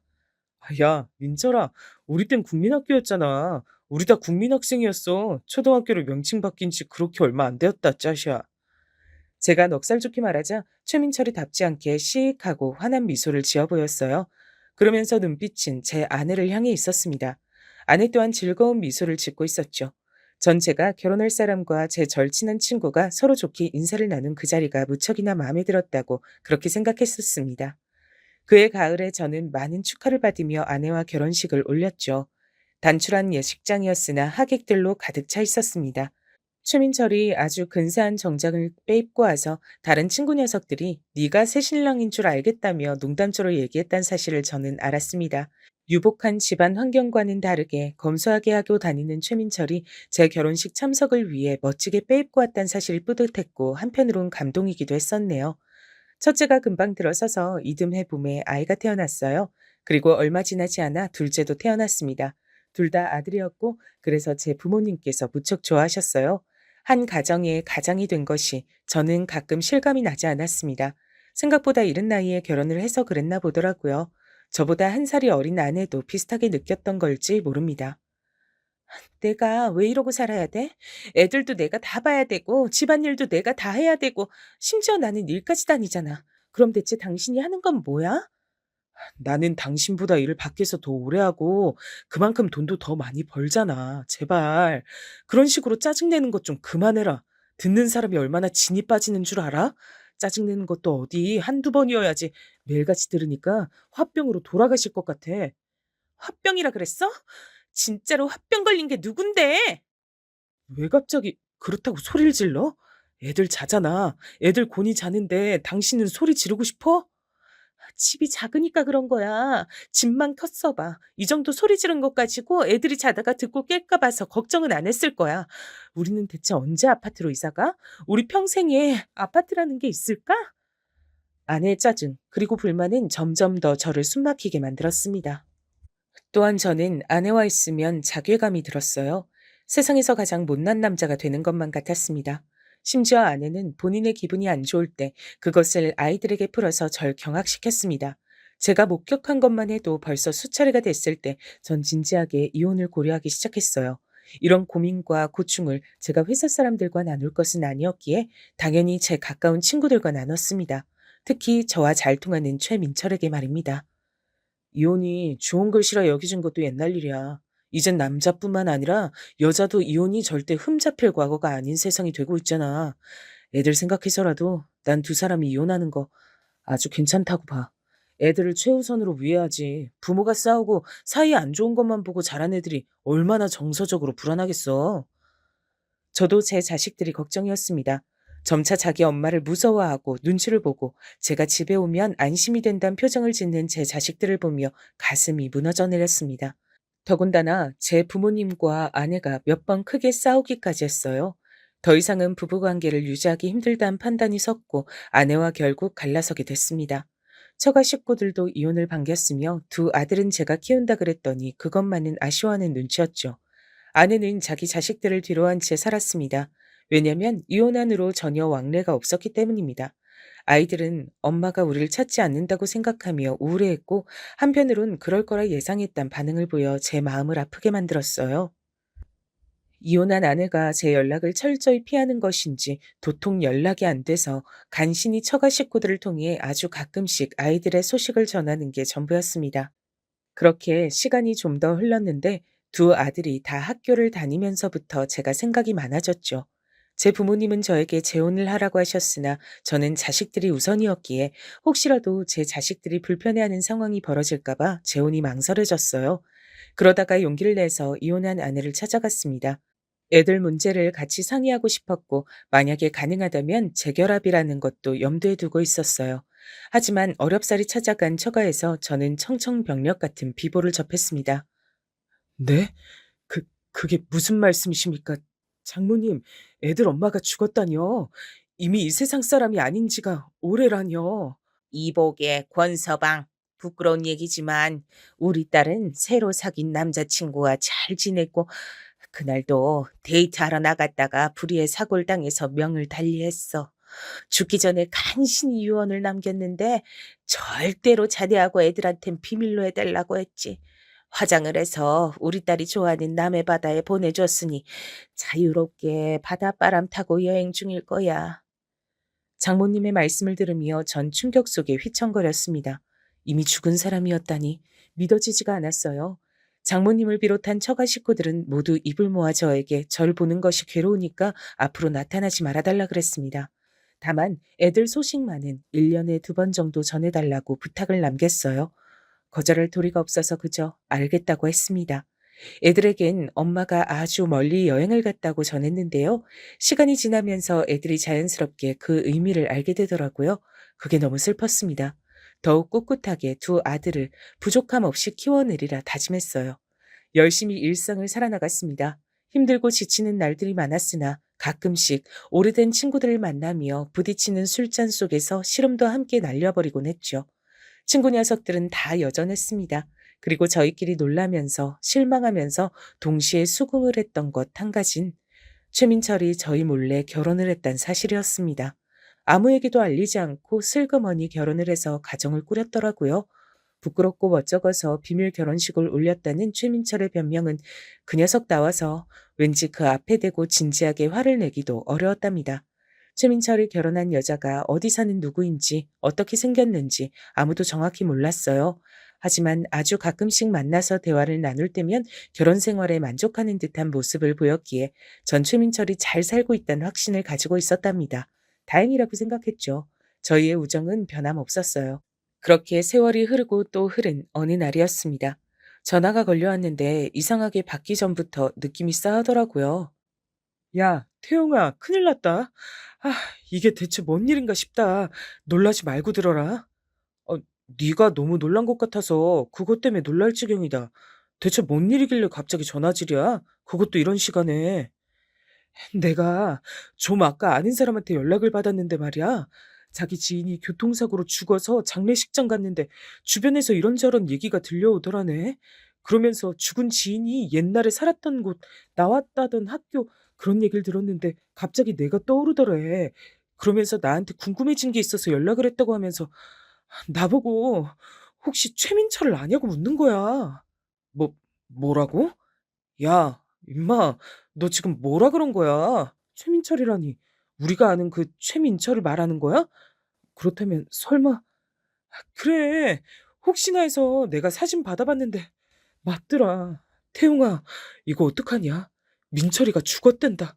교통사고로 세상 떠나서 지금 장례식 중이라는데 너무 경화먹고 당황스럽지만 우리 가봐야 되지 않겠냐? 당연하지.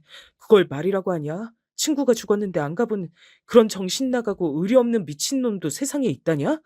당장 장례식장 어딘지 주소 보내줘. 지금 당장 가봐야겠어. 말도 안 되는 일이었습니다. 최민철, 그 녀석이 세상을 떠나다니요. 교통사고로 갑자기 죽었단 얘기에 너무나도 허무한 기분이 들었고 워낙 정신이 없는 상황이라 오랜 친구인 저한테까지 연락이 돌지 못한 모양이었습니다. 그때는 그렇게밖엔 생각이 안 됐습니다. 부랴부랴 옷을 갈아입고 장례식장으로 향했습니다. 늦은 밤중이라 길도 안 막혔고 전 착착한 마음을 담아 엑셀을 거세게 밟았습니다. 순식간에 도착해버린 장례식장은 최민철이 산다는 지역에 있었습니다. 생각해보니까 최민철이 제가 사는 곳으로 종종 놀러와서 만났었지 제가 가본 기억은 없었습니다. 단 한 번도 말입니다. 그런 것마저 최민철이란 사람이 지닌 특색이었습니다. 쉽게 보이는 것 같으면서도 어딘가 오리무중인 사람이었어요. 마치 안개 속에 들이운 햇빛 같은 사람이었다고 생각합니다. 분명한 햇빛, 그러나 뇌를 째는 곳은 안개 속이었던 거죠. 이렇게 갑자기 허망하게 떠나다니. 기가 막히면서도 호련히 떠나버린 게 정말 너답다는 생각이 들어서 씁쓸한 미소가 지어진다, 민철아. 너 정말 떠난 거냐? 왜 갑자기 우리가 처음 만났던 네가 전하고 오던 그날이 생생하게 떠오르는지 모르겠다. 이런 운명이 기다릴 줄 알았다면 우리가 그 시절에 생각 없이 해맑기만 할 수 있었을까? 저는 장례식장에 도착해서 막상 쉽게 떨어지지 않는 제 발치를 내려다보며 잠시간 상념에 잠겨들었습니다. 조용히 미리 애도를 표했습니다. 그리고 심호흡을 크게 한 채로 장례식장 안에 들어섰어요. 어느 쪽으로 가야 하는지 따로 확인할 필요가 없었습니다. 장례식장 내부에서 입구와 가장 가까운 쪽이었기 때문입니다. 들어서자마자 몇 번 두리번거린 다음 곧바로 시선 끝에 걸리는 최민철의 영정사진을 발견할 수 있었어요. 심장이 철렁 내려앉았습니다. 정말이었습니다. 정말로 제 친구 최민철이었습니다. 그 최민철이 죽어서 장례식의 주인공이 된 참이었습니다. 참담한 심정으로 비틀거리며 그쪽으로 다가갔어요. 늦은 시각 장례식장은 적당히 고요했고 얼마 없는 조문객들이 작은 목소리로 대화를 나누고 있었습니다. 그리고 저는 영정 바로 근처에 주저앉은 자세로 초췌한 얼굴을 한 채 꾸벅꾸벅 졸고 있는 여자를 볼 수 있었어요. 아주 잠깐 졸고 만 것이었던 건지 금세 정신을 차리고서 고개를 들다 저를 발견하더군요. 눈이 마주친 건 아니었고 절 슬쩍 보자마자 그 여자가 힘겨운 한숨을 쉬며 몸을 일으키더니 이렇게 말했습니다. 저희 남편의 마지막 가는 길을 보러 오셨군요. 와주셔서 감사합니다. 늦은 시각인데. 조금 전부터 이상한 기시감에 휩싸여 있던 전 얼어붙어 있다가 목소리를 듣자마자 등줄기에 소름이 확 돋아났습니다. 고개를 조금 숙이며 그렇게 인사를 하더니 천천히 시선을 올려 저와 눈을 맞추던 그 초췌한 얼굴을 정면으로 확인했어요. 죽은 사람의 얼굴이 그곳에 있었습니다. 어, 어떻게? 말도 안 돼. 이럴 수가. 왜? 어떻게? 아니, 정확히는 죽은 줄로만 알았던 사람의 얼굴이었습니다. 귀에 익은 목소리를 가진 그 여잔 바로 제가 지난 세월 죽었다고 믿으며 살아왔던 이혼한 저의 전 아내였기 때문입니다. 몸을 바들바들 떨며 절 바라보더니 이내 고개를 휙 돌리더군요. 그제서야 전 정신이 들었습니다. 당신이 왜 여기 있어? 당신 죽은 거 아니었어? 내가 분명히 그렇게 들었는데. 그래서 지금까지 단 한 번도 그 사실을 의심하지 않았고 당신 찾으려고 하지도 않았었는데. 왜냐면 죽었으니까. 분명히 그랬으니까. 근데 왜 살아있어? 그리고 왜 여기 있어? 저는 순식간에 핏발이 선 눈으로 최민철의 영정사진을 바라봤습니다. 어느새 전 끔찍한 배신자를 바라보는 눈빛으로 영정사진을 응시하고 있었습니다. 그때 전 아내가 다리에 힘이 풀린 채로 털썩 주저앉았습니다. 소란이 일어난 것에 다들 이쪽을 기웃거리며 다가오기 시작했어요. 대답해. 뭐라고 말이라도 해봐. 그게, 아니, 나는 대체 당신이 여길 어떻게 왔는지, 분명히 연락을 안 했을 텐데. 연락이 안 가도록 분명히 해놨을 텐데. 근데 어떻게? 지금 그게 중요해? 그런 게 더 중요하단 말이지? 아, 그래, 그렇구나. 당신이 내 친구 최민철의 부인이구나. 그런 거구나. 날 속인 거였구나. 그동안, 그 긴 세월 동안 내 전 부인인 당신과 내 친구 최민철이 작당을 하고 날 기만해 온 거였구나. 아, 이제야 알겠네. 어쩔 수 없었어. 밝혔다간 괜히 당신과의 우정만 깨진다고 그 사람이 숨기자 그랬어. 비밀로 하자 그랬어. 나도 동의를 했고. 그리고 그 잘나신 처가 당신네 집안 식구들도 전부 동의를 하셨다. 모두가 짜고 치면서 날 속이고 바보로 만드셨다. 이 소리지 결국은. 어쩔 수 없었다고 하잖아. 이미 벌어진 일이고 시간이 많이 흘렀어. 이제 와서 그렇게 따지고 들지 마. 이미 벌어진 일? 시간이 많이 흐른 일? 정말 그렇게 생각해서 아무렇지도 않고 떳떳하다면 왜 나에게 민철이 녀석의 부고를 알리지 않은 건데? 인생 살면서 장례식보다 중하게 챙겨야 하는 경조사도 있나 보지? 어? 이토록 중요한 얘기를 나한테 하지 않았다고? 떳떳하지 않으니까 숨긴 거 아니야. 그래서 끝까지 날 기만한 거 아니냐고? 내가 묻잖아, 지금. 맞아. 당신 말대로 그래. 떳떳하지 못했어. 근데 뭐? 어쩔 건데. 그래서 당신이 지금에 와서 뭘 어쩔 건데. 뭘 할 수 있는데? 제 자식들의 엄마이자 전 아내였던 여자가 악에 받쳐 소리를 질렀습니다. 한때 부부로 살아본 제가 확신할 수 있었던 건 그 순간에 그 여자가 사실은 두려움과 당혹스러움에 질려 있다는 사실이었습니다. 정말로 떳떳하지 못했고 절 장례식장에서 마주칠 줄은 꿈에서조차 상상한 적 없단 증거이기도 했습니다. 꼬리가 길면 밟히는 법인데도 말입니다. 대단하다 싶었네요. 다들 웅성웅성거리는 중이었고 그때 몰려든 사람들 사이로 얼굴을 들이민 녀석들이 있었습니다. 제 오랜 친구들이었죠. 뭐야, 대체 뭔 일이길래 이러고 있어? 야, 태용아, 권태용, 우리 왔다 임마. 민철이 장례식장에서 이게 뭔 소란인지 네가 얼른 우리한테 설명 좀 해줘라. 어, 어라?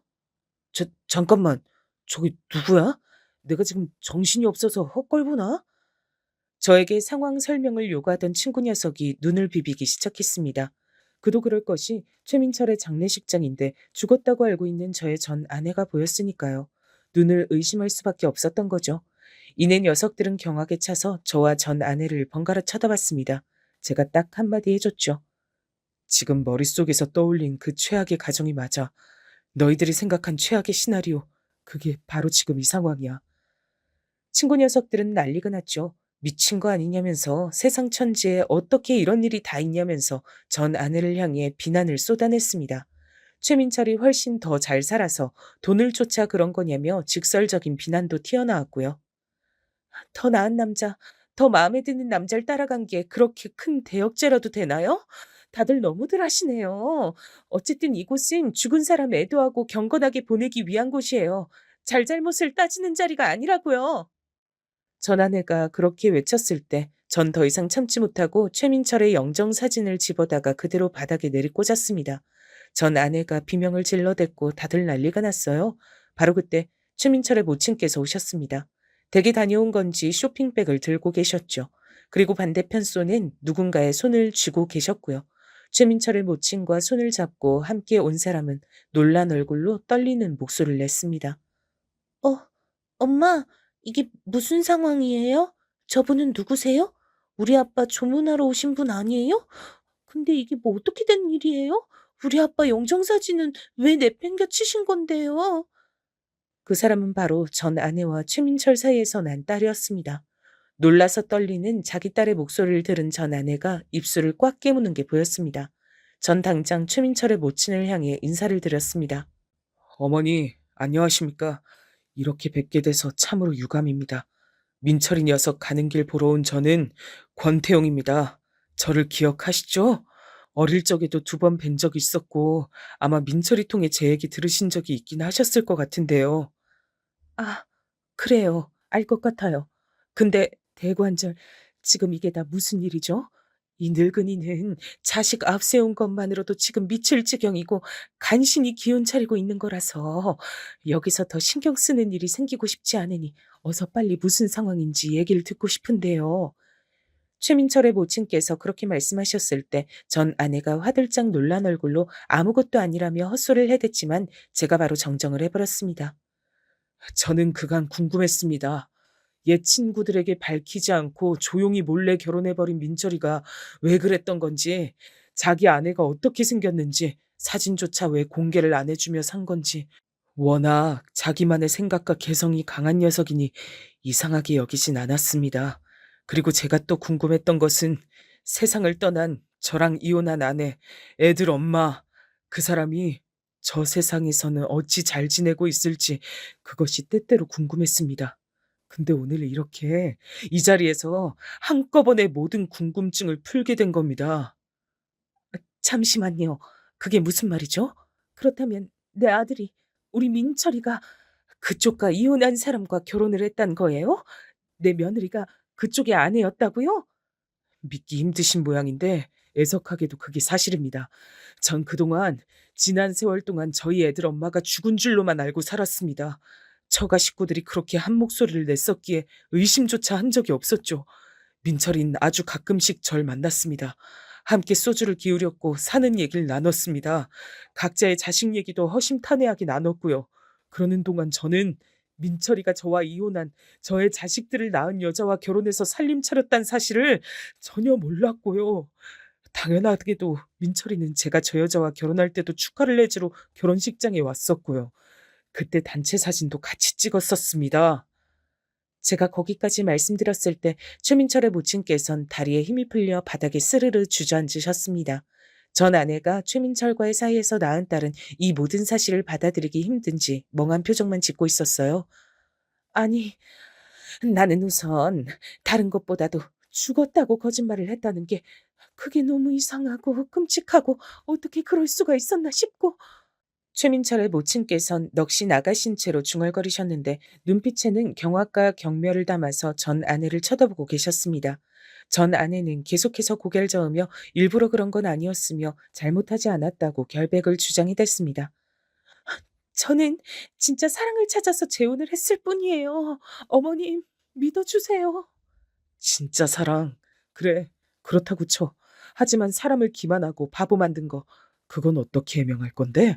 그리고 당신이 낳은 아들들은 나는 속이고 기만하고 농락할 수 있었어도 자기 자식들한텐 그러지 말았어야지.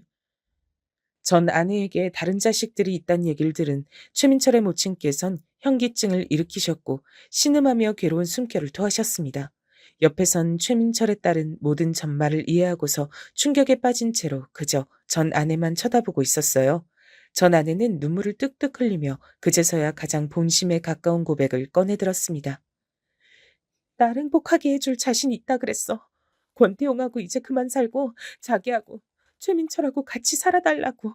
나한테 적극적으로 마음을 보여준 사람이었어. 그래서 당신하고 이혼했던 거야. 두 사람이 부부였다는 충격적인 사실을 알게 된 직후부터 왠지 모르게 그런 예감이 들더니 역시나였습니다. 어쩌다가 눈이 맞아서 결혼까지 하게 됐던 게 아니라 저와의 이혼 이전부터 작정을 한 것이었기 때문에 계속해서 떳떳하지가 못했던 겁니다. 최민철이 제 등에다가 그런 비수를 꽂았다니 배신감으로 눈물이 흘렀습니다. 그런데 친정 식구들이 재혼은 적극 찬성이지만 비난받을까봐 걱정이라고, 당신이 회방 놓을까봐 그것도 걱정된다고, 차라리 내가 죽었다고 당신한테 거짓말을 하겠다고 그러더라. 나는 설마 그런 게 통할까 싶어서 반대했는데 이미 친정 식구들이 당신한테 거짓말한 뒤였어. 그리고 민철 오빠도 그 거짓말에 동의를 했어. 그래야 당신과의 우정을 깨지 않고 지낼 수 있다면서. 우리는 나름 노력한 거야. 당신에게 딱히 큰 죄를 지었다고 생각하지 않아. 이미 어쩔 수 없어진 일이었으니까. 이미 우정은 애저녁에 깨진 거였는데 그런 소리를 짓거렸다고? 어처구니가 없다. 큰 죄를 지었다고 생각하지 않는다니. 글쎄, 그렇게 못된 마음을 먹었으니까 알아서 하늘이 단죄를 내려줬구나 싶네. 제가 최민철의 영정 사진을 발로 차면서 그렇게 말했을 때 전 아내는 완전히 얼어붙은 모습이 됐습니다. 하늘의 단죄. 그 말에 압도를 당한 듯 했습니다. 하늘의 단죄라니. 그런 엄청난 소리를 아무렇지도 않게. 진짜로 엄청난 건 당신이고 최민철이겠지. 그동안 처가 통해서 은근하게 아들들 소식 알았겠네. 앞으로는 내 자식들의 안부를 전달받을 생각조차 하지 마. 당신 자식들 아니고 내 자식들이니까. 연병한 옛 친구, 연병할 전 부인, 연병할 옛 처가 전부 다 나한텐 아무것도 없었던 거야. 처음부터 난 이제 그렇게 생각하고 살 거야. 저는 비통한 심정으로 신음하고 계시는 최민철의 모친을 스쳐가며 짧게 목례를 남겼습니다. 그리고 친구 녀석들과 함께 그곳을 빠져나왔습니다. 전 아내가 크게 오열하는 소리가 마지막으로 들렸던 것도 같네요. 새벽 늦게까지 하는 포장마차를 찾아서 술을 마셨어요. 애초에 우리 삼총사였단 사실을 상기하며 인생에서 가장 쓰고 가장 달았던 술을 셋이서 진탕 마셨습니다. 자연스레 옛날 얘기를 나누게 되더군요. 저는 친구 녀석들에게 사실은 옛날 그때에 제가 최민철과 몰래 둘이서 절친이 됐었음을 털어놨는데 이미 두 녀석 다 그걸 알고 있었더라고요. 그걸 몰랐겠냐면서 둘이 크게 웃었는데 이상하게 저는 눈물이 날 것만 같았습니다. 그리고 이내 셋 다 한참이나 침묵을 지켰습니다. 그때 내가 알았던 내 절친한 친구 최민철은 어디로 갔던 걸까? 왜 변했던 걸까? 그저 친구보단 여자였고 우정보단 사랑인 녀석이었다고 그렇게 생각하면 그만인 걸까? 그날 이후 며칠이 흘렀고 전 최민철의 모친으로부터 연락을 받았습니다. 미안한 마음을 담아 저에게 약소하지만 성의 표시를 하고 싶다고 하셨어요. 전 단박에 거절했습니다. 조금도 전혀 받고 싶은 마음이 들지 않았기 때문입니다. 그러자 최민철의 모친께선 그러냐고 하시며 알겠다고 하시더니 저의 전 아내이자 최민철의 아내였던 그 여자를 평생 안 보고 사시기로 결정했다는 뜻을 저에게 알려주셨습니다. 그 말씀엔 제가 깜짝 놀라고 말았죠. 알고 보니까 최민철의 부친께서 지병으로 오래 병환 중이셨는데 이러한 일이 있었단 걸 들으시곤 직접 결단을 내리셨다고 하더군요. 아들놈은 내가 저승에 가서 직접 따끔하게 혼을 내면 될 일이고 며느리는 지금 내쳐야지. 안 그러면 내가 속이 개운치 않아 한 달 더 살다 갈 걸 하루 있다 죽을 것 같아. 내가 처음부터 며느리로 들이는 게 탐탁스럽지 않았는데 그게 다 이유가 있었던 게야. 그러자 최민철의 모친께선 당신의 사돈 일가를 향해 원망과 비난을 남기신 뒤 전 아내와 연을 끊기로 하셨던 겁니다. 아, 안 돼. 내가 그 남자를 사랑한 건 맞지만 홀렸던 건 분명히 집안의 재산 때문이었는데 이렇게 되면 내 인생은 어떻게 보상을 받아? 절망한 전 아내는 속내를 드러내고 말았고 최민철의 모친께선 역시 그랬던 거였구나라고 느끼시며 뒤도 안 돌아보셨던 겁니다. 최민철과 전 아내 사이에 태어난 딸, 그 아이는 얼마 지나지 않아서 유학길에 올랐습니다. 최민철 집안에 먼 친척분이 살고 계시는 곳이라고 얼핏 그렇게 들었네요. 모든 걸 잃은 전 아내는 뒤늦게 절 찾아와서 용서를 빌었습니다. 미안해. 내가 다 잘못했어. 내가 이기적이었고 양심적이지 못했어. 지금에 와서야 나는 그 미안하단 사과를 들어보네. 사과를 참 빨리도 한다. 이미 늦었어. 소용없으니까 그냥 돌아가. 나한테 그랬었지? 자기는 기만하더라도 자식들은 기만하면 안 되는 거였다고. 그래, 당신 말대로야. 생각하고 곱씹을수록 당신이 한 소리가 맞더라. 그래서 나도 똑같이 돌려주고 싶어졌어. 당신 혼자만 생각해서 날 밀어내면 안 돼. 애들한테도 물어봐야지. 내 이야기 솔직하게 들려주고 내가 살아있다고 알려야지. 애들에게 선택지도 주지 않고서 어떻게 당신 혼자 독단적으로 날 모른 척 밀어내겠단 거야? 당신 인생에서 내가 존재하지 않았던 여자라고 그렇게 친다고 한들 내가 애들 엄마란 사실이 사라져? 절대 아니야. 전 아내가 이를 갈며 그렇게 말했을 때 저는 호탕하게 웃음을 터뜨렸습니다. 이렇듯 뻔뻔한 사람이니까 제 친구와 눈이 맞아서 거짓말까지 해가며 살았던 거겠죠. 저에게 진심으로 미안한 것 같지도 않아 보였습니다. 저는 전 아내에게 이미 자식들이 그 사실을 알고 있으며 자기 엄마를 절대 보고 싶어 하지 않는다는 얘기를 전해줬어요. 전 이미 제 아들들에게 최민철의 장례식장에서 있었던 일을 싹 다 전해준 바였습니다. 전 아내의 말 맞다나 저는 아들들을 속이고 싶지도 않았고 선택지 또한 주고 싶었기 때문이에요. 혹시나 자기 친엄마를 아들들이 애틋하게 여겨서 보고 싶어 하면 어쩌나 싶었는데 아니었습니다. 둘 다 똑같이 단호했어요. 지난 긴 세월 동안 죽은 것처럼 하고 살아온 친엄마라면 지금까지 그랬던 것처럼 존재하지 않는다고 생각하며 사는 편이 더 낫다고 여겼습니다. 또한 제가 처가 식구들을 향해서 분노했듯이 아들들도 거짓말로 일관한 그 사람들과 앞으로 연을 끊고 싶다 그랬습니다. 그럴 리가 없어. 내 자식들이야. 내 배로 내가 낳은 내 새끼들이야. 천년이라는 게 끊을 수 있는 거라 생각해? 내가 직접 애들 봐야겠어. 만나게 해줘. 내가 만나서 직접 대화 나눠볼 거야. 직접 설득할게. 설득하긴 뭘 설득해? 당신이 치가 떨리기 싫다고 한 애들에게 왜 또 상처를 안겨주려는 거야? 당신은 정말 자기 자신밖에 모르는 이기적인 여자구나. 내 아들들은 결코 만나게 할 수 없으니까 네 딸이나 어떻게든 잘 붙잡고 살아. 나는 어딘지도 모르는 곳으로 내 딸은 이미 떠났어. 영영 내 품에서 벗어났단 말이야. 붙잡고 싶어도 붙잡을 수가 없는데 나보고 어쩌란 거야? 그건 이제 당신이 알아서 해야지. 잘난 처갓 사람들하고 아웅다웅 살면서 즐겁게 살아봐. 외로울 때면 지옥불에 던져진 최민철 떠올리며 옛 추억이나 회상하고 그러다 보면 금방 세월 흘러서 죽을 때가 성큼 다가와 있을지 모르지. 전 아내 앞에서 저는 눈 하나 깜짝하지 않았죠. 제 친구 최민철은 어릴 적 기억 속에서 이미 죽은 것이고 제 전 아내는 죽었다는 소식을 들었던 그때에 정말로 죽어서 영영 사라진 것이라고 그렇게 여겼습니다. 그러니 흔들릴 이유가 없었죠.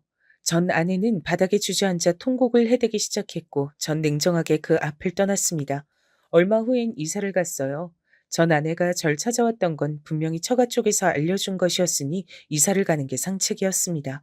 그리고 놀라울 정도로 이사를 간 곳에서 모든 것이 잘 풀리기 시작했어요. 수입도 훨씬 늘었고 사랑하는 두 아들과의 유대감도 무척이나 끈끈해졌습니다. 후련한 가슴을 안고 살아갈 수 있었어요. 좋은 감정을 가지고 만나는 상대도 생겼는데 서로를 매우 존중하면서 함께 추억을 쌓아가는 중이랍니다. 아마 결혼은 다시 하진 않을 것 같아요. 그건 저도 상대도 동일하게 생각하는 부분이라 잘 통하고 있고요. 두 아들은 각자 너무 훌륭하게 커주었고 아주 번듯한 사회인이 됐답니다. 그리고 둘 다 어찌나 효자인지 저를 항상 1번으로 챙겨주네요. 전 참으로 행복한 사람입니다.